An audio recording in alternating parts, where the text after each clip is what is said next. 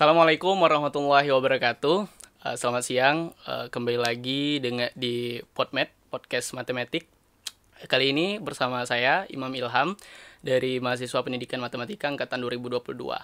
Nah, di sini kita akan mengadakan Podmed dengan tema Hadapi Kehidupan Pasca Lulus, Lanjut Pendidikan atau Kerja. Nah, di sini kita kedatangan salah satu alumni mahasiswa Pendidikan Matematika juga angkatan 2013 yang sangat inspiratif menurut saya, yaitu Bang Sutrimo. Apa kabar, Bang? Alhamdulillah sehat dan selalu semangat. Wah, mantap. Nah, di sini Imam mau nanya nih, Bang.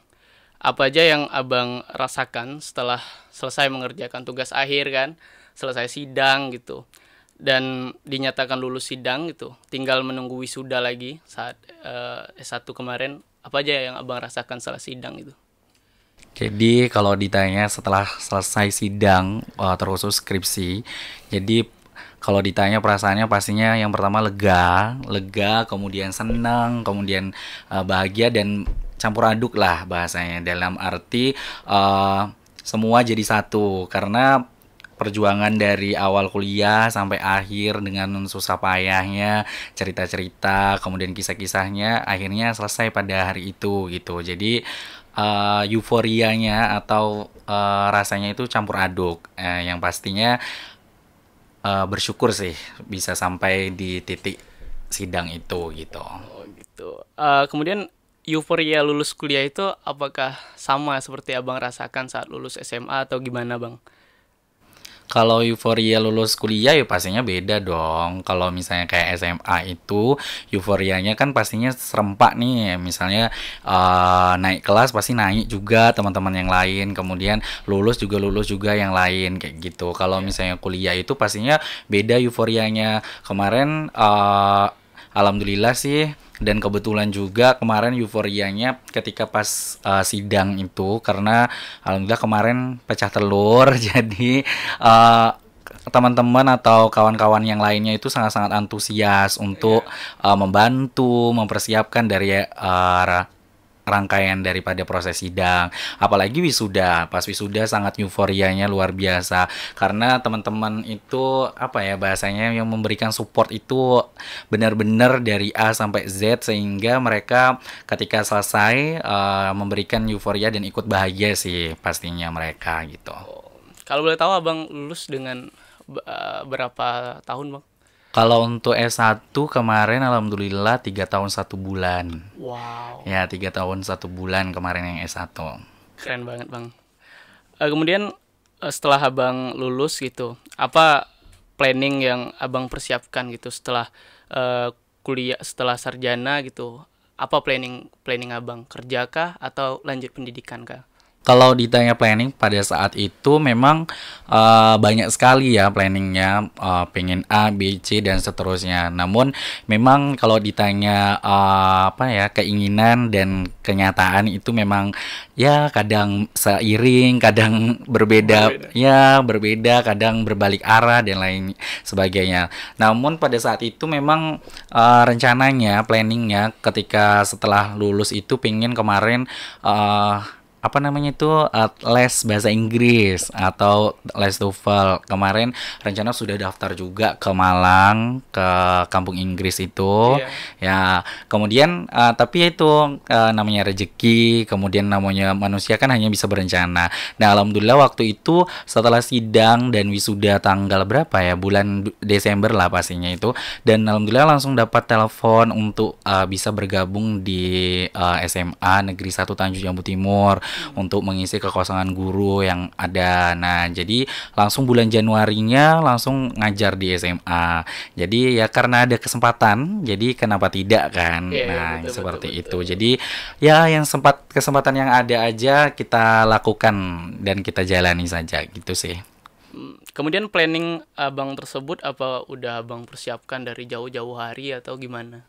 Kalau planning pada saat selesai lulus itu memang sudah dipersiapkan sih, maunya maunya ini kayak gitu. Tapi ya itu karena ada kesempatan. Tapi kemarin juga tidak memutuskan keinginan dan cita-cita. Jadi abang setelah abang diterima di SMA di salah satu sekolah itu, kemudian abang pengen juga tetap kuliah kayak gitu, pengen juga lanjut kayak gitu. Jadi alhamdulillah dapat izin juga. Jadi dan kebetulan juga di Universitas Jambi kan ada Magister Pendidikan Matematika dan akreditasinya juga sudah oke, dan pokoknya perkuliahannya sudah mantap. Jadi keputusannya adalah ya lanjut juga sembari kuliah sembari juga bekerja gitu. Oh gitu. Kemudian pada awalnya gitu, abang tuh punya cita-cita apa sih? Karena kadang kan orang cita-citanya berbeda dengan yang diplanningkan kan, karena cita-cita seiring berjalannya waktu berubah gitu. Kalau dari SD, kalau ditanya cita-citanya maunya jadi dokter. Kalau ditanya mau jadi apa, jadi dokter gitu. Kemudian seiring berjalan waktu sampai di SMA, daftarlah kuliah kedokteran. Waktu itu apa namanya, SNPTN ya, SNPTN. Jadi daftar kuliah kedokteran.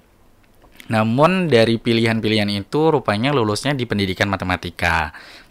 Kemudian seiring berjalannya waktu, memang asik jadi seorang pengajar atau pendidik kayak gitu. Jadi pengennya memang jadi pengajar atau pendidik, apapun itu, mau jadi guru, dosen ataupun pengajar lainnya. Yang penting kita bisa memberikan sesuatu apa yang kita punya kepada orang lain yang mungkin membutuhkan. Artinya bisa bermanfaat bagi orang lain gitu sih intinya. Artinya bersedekah ilmu gitu. Ya, betul sekali. Dan kalau boleh bertanya nih bang, abang tipe mahasiswa yang ambis atau gimana gitu, atau santai-santai aja gitu ngikutin alur? Kalau ditanya ambis, oh ya bahasa kerennya sekarang ambis ya. Iya, bahasa kerennya ambis gitu. Kalau ditanya itu pastinya ada, pasti ada. Kalau ditanya berapa dari 100% mungkin sekitar 85% pasti ambis.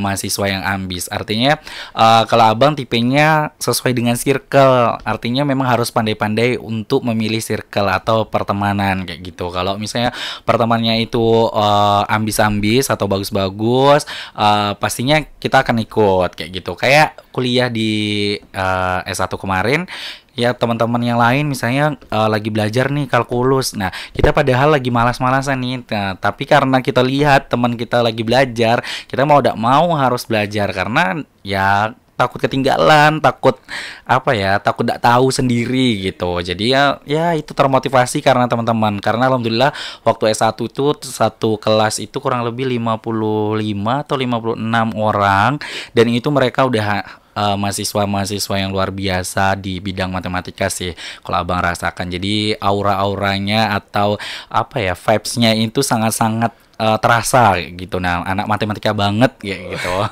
Jadi kita mau tidak mau harus ikut juga kayak gitu. Jadi alhamdulillah sih. Jadi karena keambisan itu sehingga kita bisa menyelesaikan apapun itu target-target dengan tepat waktu pastinya. Alhamdulillahnya sih seperti itu. Artinya lingkungan sangat berpengaruh ya? Ya, betul sekali. Nah, kalau boleh tahu abang selesai setelah jadi guru tadi kan, bagaimana perjalanan abang sampai di titik sekarang yang sudah menjadi seorang doktor muda gitu? Alhamdulillah. Jadi kalau ditanya perjalanan itu mungkin kalau cerita bisa 3 hari 3 malam kita, yeah. Imam. Jadi kalau untuk perjalanan singkatnya artinya semuanya mengalir apa adanya. Nah, itu namanya tadi manusia hanya bisa berencana saja, namun memang kadang keinginan kita memang yang terjadi itu jauh lebih indah daripada keinginan ataupun harapan kita. Waktu itu memang tidak muluk-muluk, pokoknya kuliah, selesai kuliah kemudian bekerja, kemudian pengen lanjut kuliah lagi. Setelah lanjut S2, seiring berjalan waktu alhamdulillah S2 kemarin selesai 1,5 tahun, ya 3 semester, ya 3 semester alhamdulillah. Jadi setelah 3 semester itu alhamdulillah ya ada rezekinya artinya pas wisuda ke berapa tuh ya, pokoknya wisuda S2 itu alhamdulillah dapat lulusan terbaik pada saat wisuda, sehingga dapat rewardnya adalah melanjutkan pendidikan yang lebih tinggi dengan beasiswa 1 tahun. Kan lumayan tuh, apalagi untuk program doktor kan. Nah, diskusi juga dengan beberapa dosen waktu itu juga menyarankan dan memberikan apa ya, rekomendasi untuk melanjutkan ke program doktor. Waktu itu memang sangat-sangat berat sih, tidak nyangka gitu kan. Apalagi dari segi usia Abang waktu itu 23 tahun, 24 tahun, mau kuliah doktor gitu kan. Dan nggak ada bayangan gitu, karena teman-teman tuh nggak ada. Jadi pas ketika daftar, rupanya dalam satu kelas itu adalah dosen-dosen Abang waktu S1. Ada dari fisika, biologi, matematika dan lain sebagainya. Nah, itu sangat apa ya bahasanya? Effortnya itu butuh yang lebih untuk mengikuti mereka-mereka yang sangat-sangat luar biasa. Tapi seiring berjalan waktu, karena kita sudah apa ya, niat, kalau sudah niat kita harus lakukan itu sesungguh hati dan sepenuh jiwa, sehingga alhamdulillah kemarin 2022 Desember itu Abang bisa menyelesaikan program doktornya itu, alhamdulillah. Berarti menjadi dokter di usia 27 tahun ya. Alhamdulillah. Sangat masih muda sekali, Bang. Nah, boleh nggak Abang kasih tips gitu untuk mahasiswa-mahasiswa lain yang masih berkuliah gitu? Kira-kira apa aja yang perlu dipersiapkan mulai dari sekarang untuk menghadapi kehidupan atau the real of life setelah menjadi sarjana ini? Kalau apa saja yang perlu dipersiapkan, yang pertama adalah kita harus menjadi mahasiswa ataupun orang yang mengikuti perkembangan zaman. Artinya kita harus tidak gaptek, kemudian tidak tidak boleh membatasi diri dengan menerima hal-hal baru yang baik itu dari segi teknologi ataupun apapun itu, sehingga kita memang bisa mengikuti perkembangan zaman gitu. Nah, terkhusus mahasiswa, apalagi mahasiswa sekarang kan pastinya milenial ya. Udah sangat-sangat kerennya luar biasa, apalagi mahasiswa IMATIKA kan pastinya lebih keren itu pastinya. Pasti. Jadi yang harus dipersiapkan yang pertama adalah kualitas diri. Kualitas diri itu akan muncul ketika dalam proses perjalanan kuliah. Nah, dengan cara apa? Dengan cara ya mengikuti kegiatan-kegiatan perkuliahan dengan baik. Kemudian kegiatan di luar jam kuliah juga yang bermanfaat pastinya, sehingga dengan proses itu kita akan terbentuk mentalnya, terbentuk track record diri yang baik gitu, sehingga kita ketika kita selesai, kita tidak hanya punya gelar SPD ataupun gelar sarjana saja, namun kita punya skill yang lain kayak gitu. Jadi ketika di dunia kerja yang dibutuhkan itu apa, kita bisa bukan hanya satu, bahasanya kita punya banyak senjata gitu, tidak satu senjata saja, sehingga ketika perang apapun kita punya amunisinya atau senjata-senjata kita siap untuk bertempur gitu Di berbagai sektor ya, Bang? Ya, bagusnya seperti itu. Nah, menurut Abang, apakah ketika kita selesai kuliah S1 gitu, apakah harus atau perlu untuk melanjutkan S2 atau gimana? Kalau dari Abang sih semuanya tergantung tujuan atau goals kita. Artinya ketika kita memang niatnya itu mau jadi apa, terus mau ngapain kayak gitu. Kalau dari segi ilmu pastinya kan tidak ada batasnya kita menuntut ilmu kan. Dari lahir ya kan, dari sampai di liang lahat. Artinya memang tidak ada batasnya. Nah, kalau ditanya S2 perlu atau tidak, ya pastinya perlu lah ya untuk perkembangan zaman ini kayak gitu. Tapi tergantung tujuan juga, tergantung apa sih cita-citanya setelah selesai daripada kuliah. Nah, ketika memang kita goalsnya memang bekerja langsung, ya boleh kita bekerja. Boleh bekerja, kemudian boleh lanjut, atau dua-duanya. Nah, ketika bisa dua-duanya, kenapa tidak, ya kan? Nah, tergantung kitanya lagi. Kalau ditanya penting, pastinya penting. Karena sekarang saja untuk sarjana itu kan sudah banyak sekali kan, apa namanya, kualifikasi yang S1 gitu. Kemudian S2 pun sudah mulai banyak, sehingga memang kita harus mengikuti perkembangan zaman. Artinya tidak diwajibkan, namun perlu dipertimbangkan gitu. Oke bang. Kemudian menurut abang gitu, berdasarkan opini dan pemikiran abang, apakah kita itu harus punya pemikiran lulus cepat-cepat gitu, kerja cepat-cepat dan menghasilkan duit di usia muda, atau sukses gitu, atau justru abang lebih ke kita membuat itu kalau ada stigma seperti itu terpressure diri kita, atau gimana? Kalau ditanya seperti itu, pastinya sih kalau abang secara pribadi bagusnya tuh ya ikan cepat ikan gabus, kayak lebih cepat lebih bagus.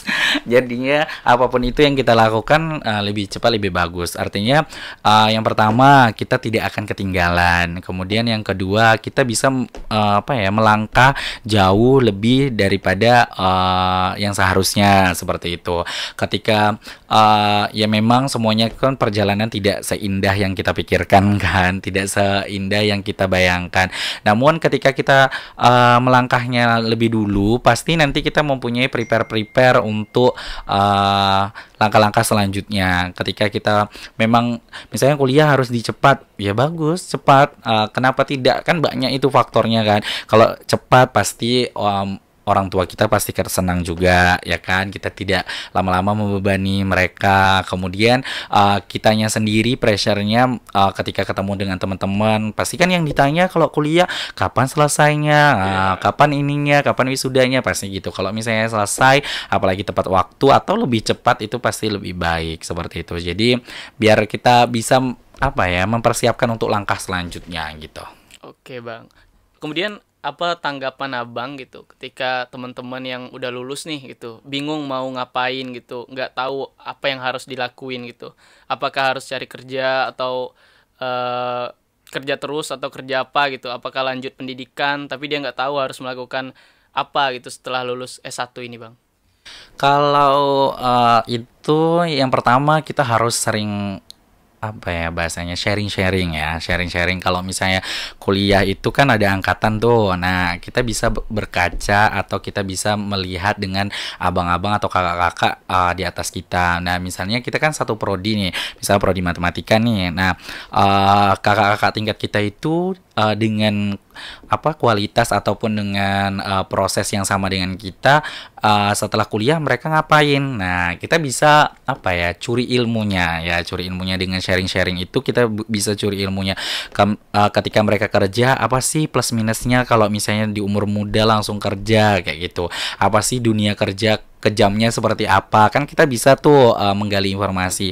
Kalau misalnya kita kuliah, apa saja plus minusnya, misalnya biayanya, kemudian atau waktunya, atau kesulitan dan lain sebagainya. Nah pokoknya kita harus sering sharing, atau kita harus sering cari tahu dengan cara, yaitu paling mudah adalah dengan cerita, bertanya. Karena kalau tidak bertanya itu memang, kalau malu bertanya kan sesat jalan. Makanya jangan malu untuk bertanya, apalagi untuk kepada senior atau yang lebih dulu lah, seperti itu. Kemudian bang, yang terakhir, perlu nggak sih kita itu mendengarkan tanggapan dari orang lain gitu dalam menentukan pilihan hidup kita gitu setelah lulus ini, misalnya keluarga, orang-orang terdekat, sahabat dan lain sebagainya? Pastinya itu, soalnya kita hidup itu tidak bisa sendirian kan. Pastinya ketika apalagi itu pilihan-pilihan ketika selesai kuliah itu, pasti itu pilihan-pilihan penting dalam hidup. Nah mau ngapain? Nah kalau abang sendiri sih memang faktor keluarga itu utama. Karena ketika keluarga bilang A, ketika kita tidak mengikuti A dengan alasan dan lain sebagainya, ketika nanti ada suatu hal yang tidak kita inginkan terjadi, otomatis pasti kita akan kembalinya kepada keluarga kan. Pasti kita akan ngerepotin mereka lagi, sehingga kalau mereka tidak memiliki restu itu pastinya ya tidak berkah lah bahasanya. Jadi kita harus mengikuti yang pertama pertimbangan-pertimbangan dari keluarga. Maka dari itu kita harus sering apa ya bercerita atau menjalin silaturahmi yang baik lah pastinya dengan keluarga, orang-orang terdekat dan orang-orang yang memiliki pengalaman di dunia kita. Nah, jadi ketika dunia kita apa nih, skill kita apa, nah, kita harus sering menggali informasi terkait itu sehingga nanti plus minusnya atau positif negatifnya kita bisa menimbang-nimbang itu. Jadi kita meminimalisir untuk mendapatkan resiko-resiko yang buruk lah intinya gitu. Iya, betul. Nanti takutnya kalau tidak sesuai restu orang tua atau restu keluarga di tengah jalan kita takutnya disesali gitu ya, Bang. Ya, betul pastinya kan. Kalau orang ngomong kan memang restunya yang maha kuasa itu kan tergantung. Restu orang tua. Ya, tergantung restu orang tua karena orang tua kan segala-galanya. Karena kalau kita punya restu orang tua pastinya berkah lah semua perjalanan kita, apalagi nih setelah kuliah kan pasti ini memang penting nih mau ngapain, mau S2 kah, mau kerja, mau ngapain. Jadi memang perlu pertimbangan dari orang tua sehingga kita bisa menjalannya itu tidak salah langkah gitu. Oke, Bang. Yang terakhir nih, Bang, setelah sekian menit kita berbicara nih, apa closing statement yang mau Abang sampaikan gitu ke teman-teman mahasiswa lainnya? Kalau yang paling penting nih khususnya apa topik kita Yaitu hadapi kehidupan pasca lulus itu. Lanjut pendidikan atau kerja? hadapi kehidupan pasca lulus ya. Pasca lulus pastinya yang pertama adalah kita harus menentukan goals atau tujuan kita selama perkuliahan ini berlangsung prosesnya ini. Nah, proses perkuliahan ini didapat baik di dalam kelas maupun di luar kelas. Ketika kita bisa mengambil poin-poin pentingnya apapun itu perjalanannya, kita bisa menentukan tujuan kita mau ngapain setelah selesai daripada perkuliahan ini atau sarjana ya S1. Nah, kemudian yang kedua adalah kita harus melakukan pertimbangan-pertimbangan. Yang pertama, pertimbangan dari kemampuan, kemudian dari kesempatan, kemudian dari pertimbangan dari keluarga, kemudian dari orang-orang terdekat. Nah, apa yang memang harus kita lakukan, apakah mau lanjut, mau kerja, atau mau dua-duanya. Nah, dengan cara pertimbangan itu kita bisa menentukan mana yang lebih baik seperti itu. Apalagi kalau keguruan kan sekarang banyak yang bimbang atau galau nih mau S2 atau PPG lah, mau inilah mau itu kayak gitu. Jadi memang semuanya pasti program pemerintah ataupun program pemerintah daerah ataupun pusat pastinya semuanya ada gunanya, ada manfaatnya sehingga kita saja yang perlu memilah dan perlu untuk mana yang lebih cocok untuk kita seperti itu. Karena memang apalagi kalau S1 pendidikan matematika nih, kemudian lanjut S2 pendidikan matematika itu ya juga bagus. Kemudian kalau S1 lulus kemudian PPG juga bagus karena itu profesi kan, menjadi guru yang profesional artinya. Nah, yang terakhir itu adalah kita itu tidak boleh memaksakan kehendak. Nah, itu yang sering Abang bahasanya tekankan dalam diri Abang bahwa ketika kita keinginan kita A, kita jangan terlalu ambisius untuk yang ke A karena banyak B, C dan sampai Z ini yang mungkin jauh lebih baik daripada yang A seperti itu. Jadi kita harus fleksibel lah. Jadi anak-anak zaman milenial ini harus fleksibel mengikuti perkembangan zaman dan lingkungan yang ada seperti itu. Jadi mudah-mudahan dengan kiat-kiat itu kita tidak bingung lagi atau kita tidak galau lagi setelah selesai daripada perkuliahan sarjana. Itu sih. Oke, terima kasih Bang. Jadi sekian matematikawan muda dari Bang Dr. Sutrimo yang sudah menyempatkan dirinya dan meluangkan waktunya untuk memberikan semacam pengalaman pribadi serta wejangan untuk kita-kita mahasiswa yang mungkin galau gitu Bang setelah lulus mau ngapain gitu. Terima kasih Bang. Oke, sama-sama. Sampai jumpa kembali. Oke, sampai jumpa. Oke teman-teman, Assalamualaikum warahmatullahi wabarakatuh. Waalaikumsalam warahmatullahi wabarakatuh.